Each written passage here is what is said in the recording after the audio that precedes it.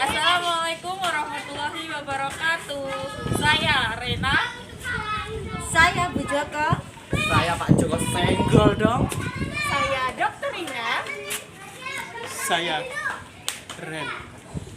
Kami dari kelompok 54. Jangan lupa saksikan video kami. Subscribe di bawah ini ya. Bawah ini. Di KKN 54.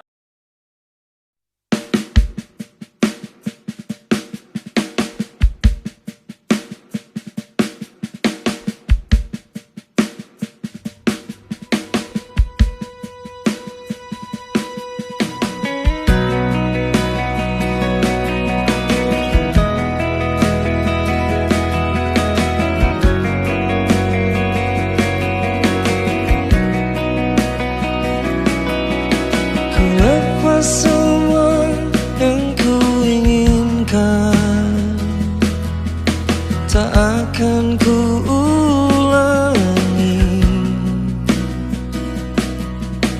Maafkan jika kau ku sayangi, dan bila ku menanti tanahkah engkau coba mengerti. Lihat aku di sini. Mungkinkah jika aku bermimpi,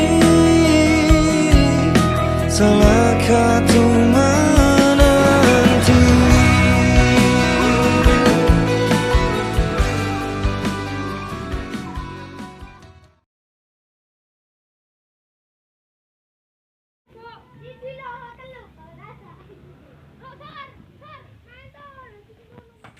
Assalamualaikum. Waalaikumsalam. Pak wonten tamu. Gimana nak? Saya mau ketemu Rena Pak. Rena, keluar. Dalam, Pak. Sini. Duduk.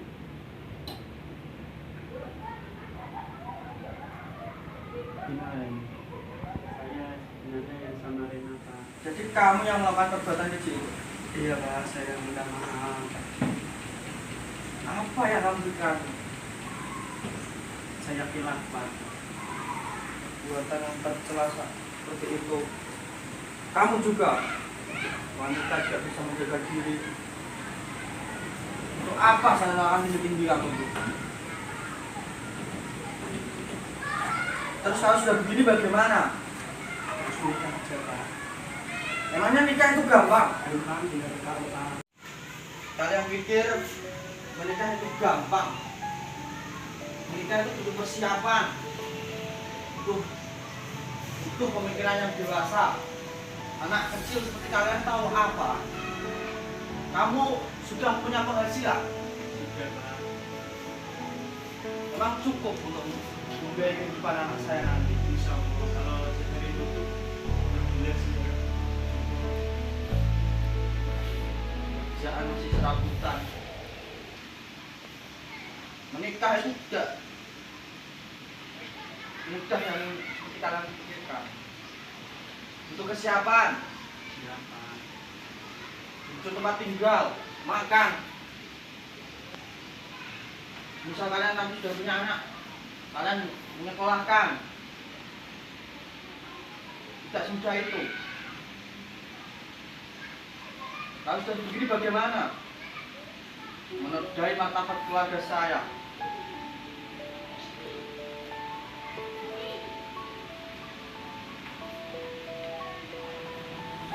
Itulah. Kalian itu sangat membuat orang kalian kecewa. Untuk apa sekolah? Kalau kalian tidak bisa menjaga diri, tidak bisa menjaga adab kalian. Saya selaku orang tua dia sangat malu di sini. Malu di tengah tetangga. Sama sini juga sikap. Tidak bisa menjaga anak perempuannya.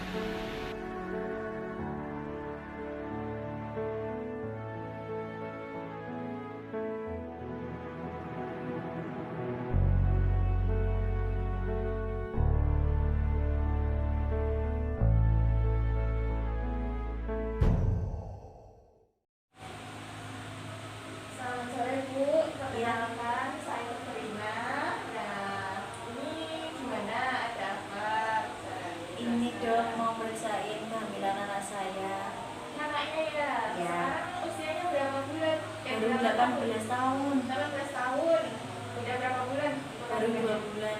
2 bulan. Ini masih sekolah atau gimana ini? Kok masih kelihatan muda banget? Oh, ini udah lulus Bu, tapi baru kemarin lulusnya. Oh, iya. Sudah menikah sebelumnya? Belum, belum. Oh, deh. Ya, saya catat dulu ya. Namanya siapa, Mbak? Namanya Reina. Namanya Mbak Reina. Usianya 18 tahun. Nah, sebelumnya ini udah merasa ada gejala yang mual atau gimana? Ada? Iya, ada mual-mual gitu, pengen muntah, terus pusing, lemes badannya. Ya, udah sebelum diperiksa, saya revisi dulu ya. Pakai tangan kiri.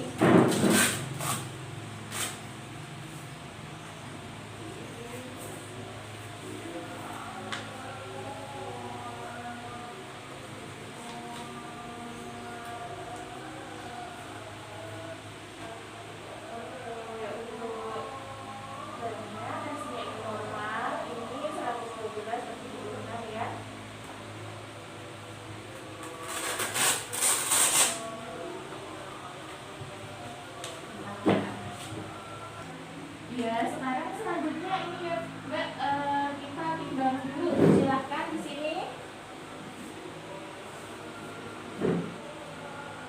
Untuk beratnya 62 ya, Mbak. Tingginya sudah pernah ukur? Sudah. Berapa, Mbak? 154. 154.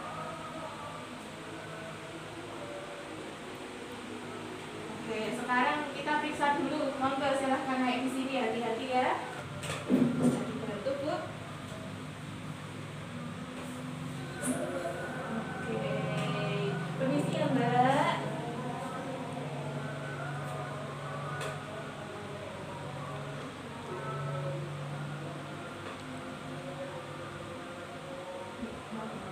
Kondisi anaknya tuh Ini kondisinya alhamdulillah sehat.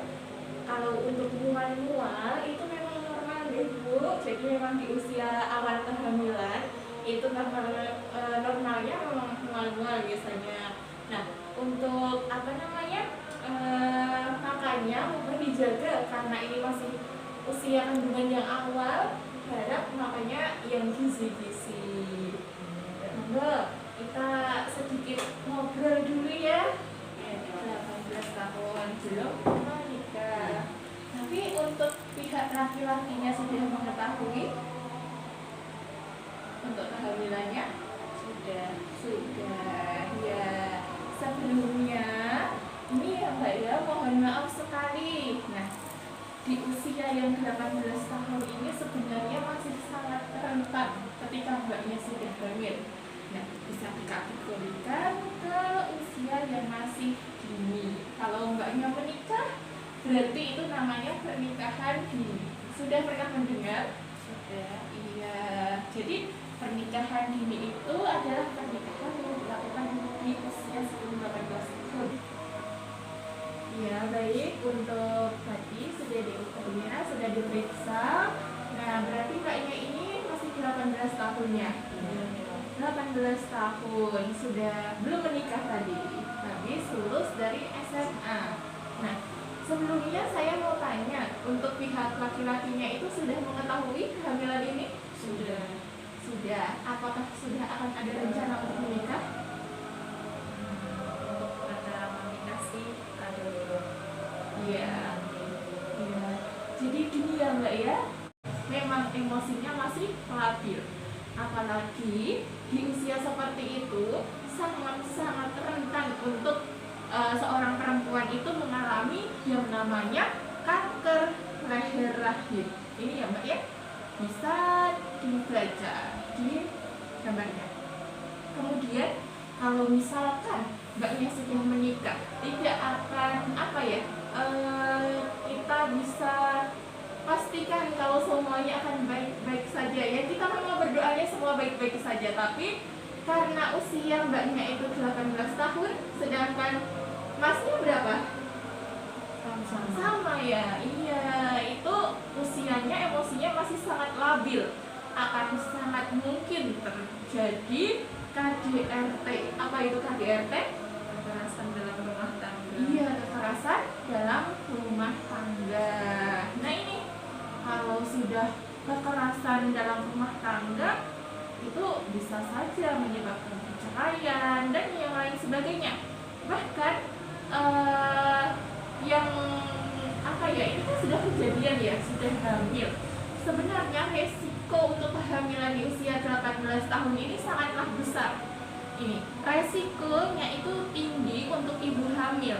Dia akan sering mengalami prematuritas. Jadi anaknya itu akan lahir dalam keadaan yang kurang sempurna.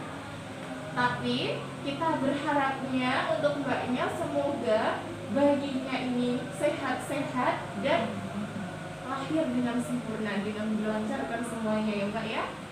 Yang penting untuk asupannya, untuk ibu tolong diperhatikan. Untuk anaknya berikan asupan yang cukup, gizinya juga cukup.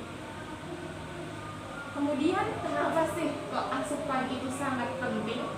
Ini karena mbaknya masih 18 tahun akan sangat berpengaruh terhadap perkembangan si anak. Mbaknya pernah dengar yang namanya stunting? Belum. Ibunya? Belum juga ya. Jadi stunting itu ini ya. Stunting itu adalah kondisi gagal tumbuh pada anak balita di luar kekurangan gizi kronis 1000 hari pertama kehidupan. Jadi si anak itu dia mengalami kekurangan gizi di 1000 hari kehidupan. Kemudian apa sih cirinya? Biasanya anak yang stunting itu biasa terlihat lebih pendek. Apa mbak istilahnya mbak di rumah mbak? Cebol, iya betul, cebol. Memang seperti itu. Nah, kemudian gejalanya itu apa saja? Gejalanya pertama, pertumbuhannya dia akan melambat. Mbaknya harus peka nanti. Anak saya di usia seperti ini harusnya sudah harus tingginya segini, kemudian beratnya segini. Dia juga harus bisa apa saja. Kemudian wajahnya itu terlihat lebih muda daripada usianya. Kemudian yang ketiga itu pertumbuhan gigi terhambat. Biasanya anak yang stunting itu seperti itu. Dan tanda pubertas itu terlambat, pubertasnya dia juga akan terlambat. Sudah tahu ya mbak untuk anak, misalnya anak laki pubertasnya seperti apa, perempuan seperti apa. Nah, itu biasanya dia akan lebih lambat daripada teman-temannya. Kemudian yang selanjutnya adalah kemampuan berpikir dan memorinya itu sangat rendah.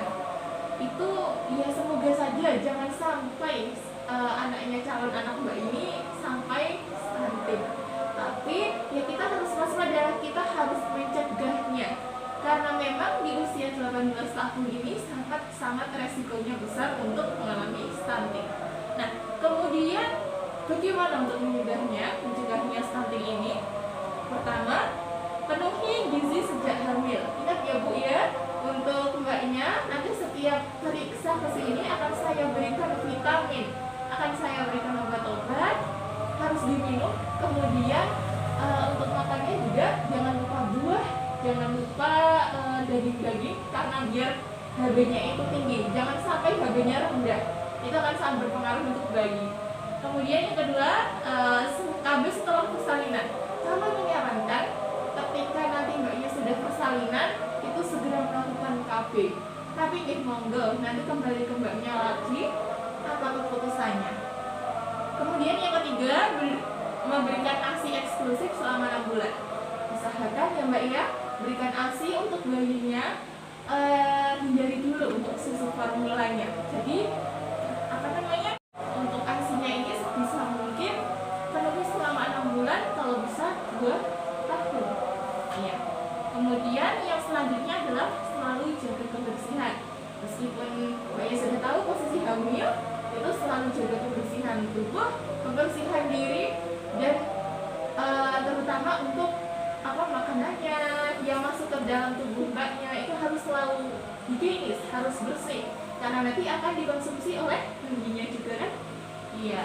Nah kemudian yang terakhir, pantau tumbuh kembang anak. Mbaknya tahu kalau seumpama habis melahirkan itu kita dapat buku warna pink. Iya, ya kan ibu dulu pas mbaknya juga masih kecil itu ya ada bukunya ya. Nah itu nanti setelah melahirkan harus sering-sering kesini ya mbak ya. Jadi ada imunisasi, kemudian kita harus tahu perkembangannya anak kita di usia segini anak harus tingginya segini, kemudian dia bisa ini, bisa itu, beratnya segini, pantau terus ya mbak. Terus penuhi gizi si bayi, gizi si anak supaya dia mendapatkan pertumbuhan yang maksimal. Jangan sampai dia kekurangan gizi. Nah, kira-kira itu yang dinamakan stunting dan mbak ya.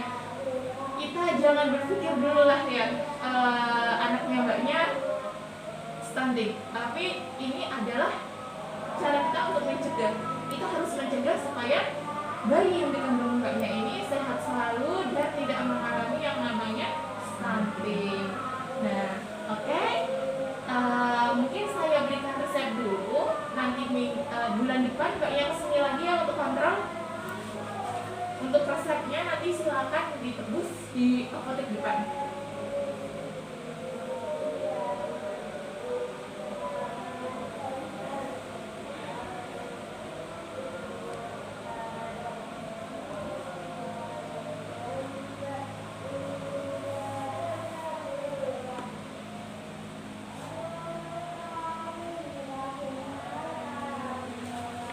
Iya Bu, monggo silakan ditebus di apotek depan.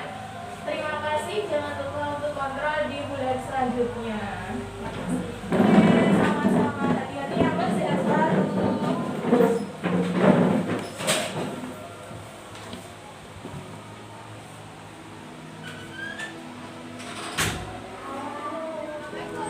Waalaikumsalam. Udah sini. Ya. Nih, sebelumnya perkenalkan saya Dr. Rina. Oh iya, yang kemarin ya dok. Iya.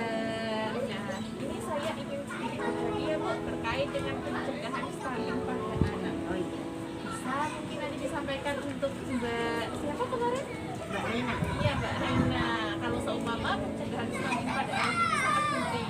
Bahwa selama usia kehamilan ini gizinya harus dipenuhi ya Bu. Kemudian nanti setelah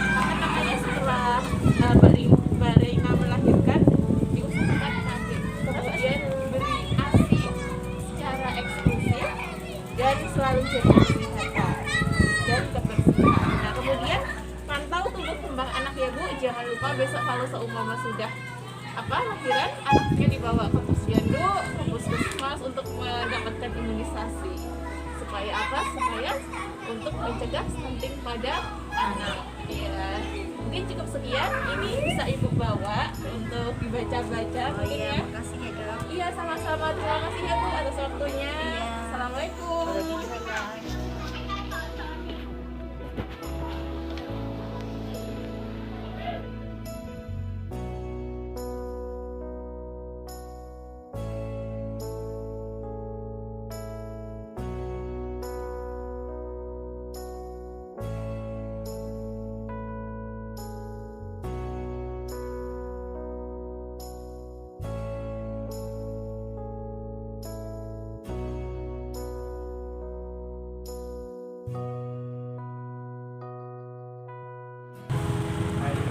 Mari kita cegah stunting pada anak dengan mengurangi pernikahan dini pada anak di bawah umur.